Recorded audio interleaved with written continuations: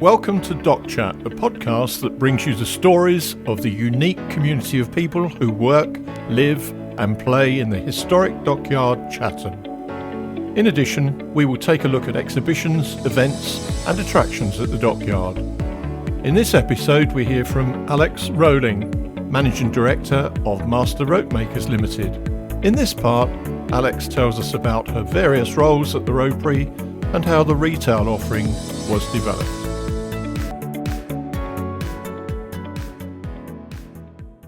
Being from Yorkshire, I have got no connection to the Dockyard whatsoever, really. My first visit here was as a visitor. Someone had recommended that the Dockyard was a fun place to go. And I was really cynical. I thought, no, what am I going to want to see there? There's nothing for me. But I brought my two young kids here and it was fascinating. I'd never quite seen anything like it. I come from a mining town. So in Sheffield, it's all about steel. I'd never seen anything like these massive ships and submarines. And then I saw the Ropery and it really captured my attention. What a fantastic place. And I still see it now with visitors. As soon as they walk through the door, we get that wow moment. And it still takes my breath away now. What a fantastic building. It's so huge. And what we do is really, really unique. I have never seen it anywhere else. I know there are smaller rope makers throughout the UK, but there's nothing quite like what we do at the Master Ropemakers. I saw potential for an opportunity when I first started here. I could see visitors arriving. They were really enamoured by what they saw within the Ropery and they wanted to take a little bit of that away with them. But there was nothing there. There was nothing to buy, apart from gift books and things like that. So one of my first jobs here was to create the retail opportunity and set up a shop here.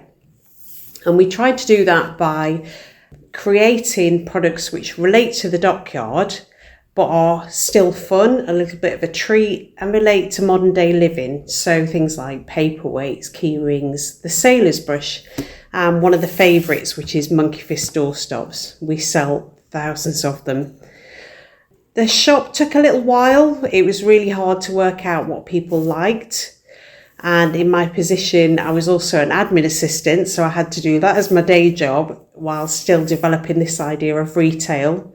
And then trying to sell these products as well to other companies, which we do now. But at the time, it was quite difficult convincing these people that they wanted to buy what we were selling. It's quite hard to relate rope if you haven't seen it manufactured. It's just a thing. And people don't generally treat themselves to rope. It's not like a cosmetic or a candle. So now we have those things added on. People can buy all sorts of weird and wonderful things in the Ropery shop, from cuddly toys to really lovely candles and of course our Christmas wreaths. I moved on quite quickly from being an admin assistant. I was then a sales manager and then moved on to general manager. And then the current manager who was here, she left and I took over the whole place. Initially, it was quite difficult. I'd never worked in this industry, although I had worked in textiles before. It was very difficult managing a system that had been in place for 400 years, but trying to make it better, not really understanding the product so well, and then trying to find new ways of developing that product and changing, because the business itself changed from heavy industry to more of leisure, working with sports and fitness companies and lots of film work. The whole thing now was moving away from heavy industry and looking at different aspects of society, different industries who could use rope in ways we'd never thought about it before. Things changed again during lockdown. The whole sports and fitness industry kind of collapsed. That cost us a huge amount of business.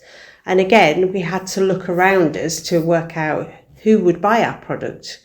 What could we offer that was different to anywhere else? And how can we possibly compete with China and the rest of the world when we're producing such a weird and wonderful product? The way that we produce that weird and wonderful product is also our UPS. It's what we do. It's a fantastic traditional product made in a very, very unique way. And we are the only people in the UK that manufacture the very large ropes, the up to 110 millimetres.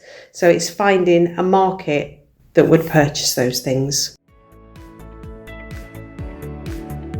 We will hear more from Alex later. To find out more about visiting the dockyard, go to the website, which is easily accessible by typing Historic Dockyard Chatham in your browser, or if you want the website address, it is thedockyard.co.uk. That is thedockyard.co.uk. You will be able to buy tickets online, and the great thing is the cost of a ticket gives you access to the dockyard for a year. However, the dockyard closes to the public on the 17th of November and reopens to the public in time for half term on the 8th of February, except for special separately ticketed events. We have a new exhibition in number 1 Smithery. Ralph Steadman, the Inkling exhibition, runs until the 17th of November. Visitors will see examples of his unique and distinguished work. He has illustrated some of the greatest British novels of all time, including Treasure Island, Alice in Wonderland, and Animal Farm. This exhibition is included in the standard ticket price. Here is more from Alex as she tells us about the fascinating story of the Ropery. A little bit about the Master Ropemakers. Who are we and why are we here? There's a lot of confusion about who we are. Some people think we're just a museum, some people think we're a business, but it is a real mixture of the two. So we've been making rope here since 1618, and initially it was just made in the dockyard. But we're here for the Royal Navy and the age of sail. We made ropes for great ships such as HMS Victory. The Navy were so cash rich they could afford to build the massive structure that is the Master Ropemakers building. And the ropes were 1/4 of a mile long, so it's the longest brick built building in Europe. And as I said, we are the last remaining ropery of its kind. There are some small rope makers, there's one up in Yorkshire, but they only make 25-metre lengths. Our rope has to be as long as an anchor chain. We're still part of the trust. We are part of the Chatham Historic Dockyard Trust here, but we're a separate business. So the trust manufactures the rope, the Master Ropemakers sells the rope, and what we try and do is not cost the trust anything, because as a charity, you can't have debts. We manufacture lots of different products. We make natural fibres and not so natural fibres, Chatham hemp, which is actually flax, and synthetic hemp. We do lots of plastics. I know it's not very ethical, but there is a demand for it, so we have to make it. One of our most popular products is coir, and that's made from the husk of coconut. It's a very odd product. It's not strong, but it is durable and it's sustainable, and it's a really attractive rope, which means it's great for things like fenders on boats, and we use it a lot in gardens. It goes around the edge of lawns to stop slugs and snails. We sell this in the shop. You can buy it in very small lengths to put around the top of your pots. It stops the slugs and snails nicking all your plants.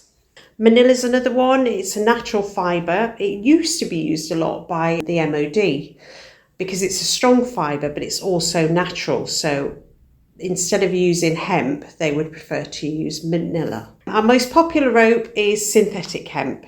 It looks exactly like Chatham hemp, but it's much more durable. It's better with UV rays, it's better with water, and it was designed to stop water rotting the ropes on ships. What was happening was sailors were having to use a hemp fibre but cover it in tar, which is not fantastic for anyone's health. And although we get complaints about the amount of rope that's found in water, it's not necessarily from here at the Chatham Historic Dockyard. A lot of the rope that we manufacture now is used for rigging in theatres and things. It's used for film work, it's used for decorative products. Not a huge amount of what we manufacture is used in the maritime world. We do sell a huge amount of rope for films because it's historically correct. If a customer wants a rope bridge that looks like it was made 300 years ago, of course we can manufacture that. It's going to be rough and ready, it's going to be 3-strand. You can't have a plastic rope in Frankenstein. We recently manufactured some rope nets, Ritarius nets for Gladiator 2, and that'll be coming out shortly. And the customer came to us and said, do you know what these things are? So, of course, we didn't. We did a lot of research. We manufactured several samples and then sent those out to Malta where the film was being filmed. So we look forward to seeing those on the screen. I spoke to the team about what their favourite projects were. And one of the rope makers said that we'd actually manufactured a washing line for Kermit the Frog in Muppets Most Wanted, and that was her highlight. Another mention was for Lisa Bandy, a sculpture that's now on site that was actually made for the Liverpool Slave Museum, and it's called Dancing Through Time, the Ties That Bind Us. Lisa came to us with an idea for a piece that resembled a dancing lady or a corn dolly. And we already had a sample of a rope fender that goes on a boat. And we played around with that, we added bits, and we gave that original sample to Lisa, who then went ahead and changed the shape completely and added some wicker. And that now stands proudly in front of the Ropery shop. Something that always comes to light when I talk about the Master Ropemakers is how skilled the rope makers are. It really is a dying art. It's in line with thatching, when people have their roofs thatched. It's a skill not many people have, and even in the 10 years that I've here, I've noticed that the skill is being lost. The rope makers, it takes 3 years to become a rope maker. And that's a lot of skill. It's not just manufacturing the rope on the rope walk, but all the splicing, the knot work. And a lot of the time it's generating a product that hasn't been made for 50, 100 years and working out how it was made and how we can make it again. We manufacture traditional ropes, we manufacture modern ropes, but the skill set is the most important thing. We even have customers who come to us and bring their own rope and want us to manufacture a product for them. So customers that maybe want to buy rope from Turkey in a polyester, something that we don't deal with, ask us to manufacture dog leads for them.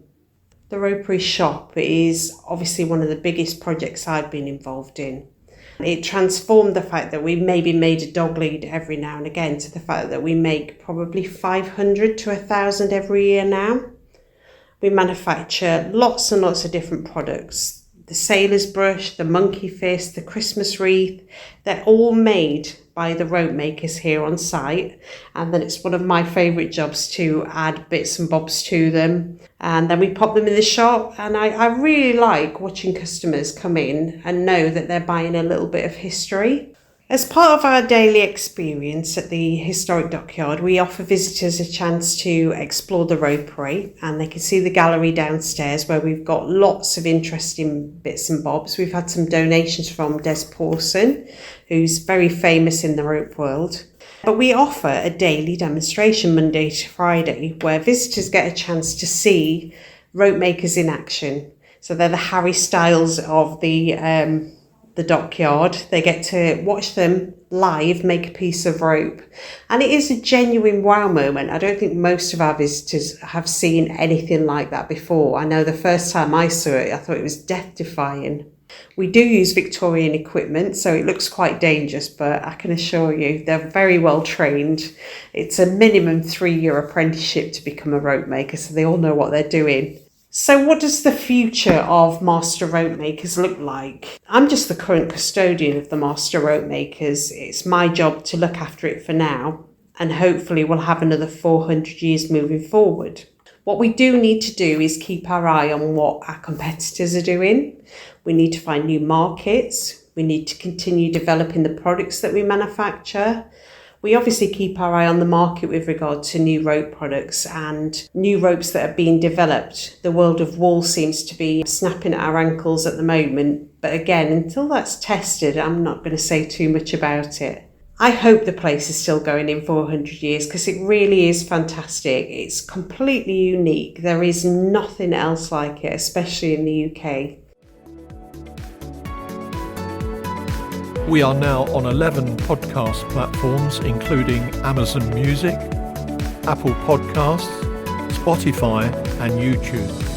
You can either visit any of the 11 podcast platform websites or download their free apps from the Google Play Store or the Apple Store. If you have enjoyed our podcast, please hit the subscribe button and you will be sent a notification whenever a new episode is added. To contact us about the podcast, please email us at podcast@chdT.org.uk. That's podcast@chdT.org.uk. So until the next time, this is John saying goodbye and take care.